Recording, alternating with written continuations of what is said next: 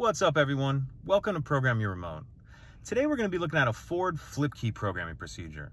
This procedure is going to be for if your vehicle takes the flip key. It will not work if your vehicle has push button start. So in order to get started, we need two already working flip keys, and then we have our new unprogrammed flip key. And on the unprogrammed flip key, you're going to have to get the key cut prior to being able to do this procedure. That'll be the only part you can't do yourself. So once you get yourself to that point where we have our two already working keys and our new unprogrammed flip key with the blade cut, we can get into the next step. Okay, so now we're ready to get started. We have our two already programmed keys and we have our new key.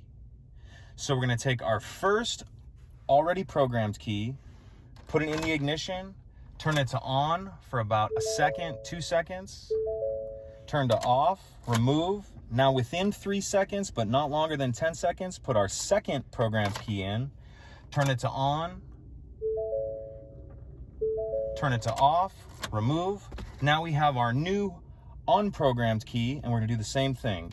Put it in the ignition, turn it to on, turn it to off. You probably heard the door lock cycle there. That's gonna indicate that this remote successfully been programmed. Remove. Now let's go ahead and test the remote. Door locks work. Let's make sure it starts the vehicle. And that's a working remote. Thanks for watching, everyone. If you could take a second, please like and subscribe. Helps us out, and we'd appreciate it.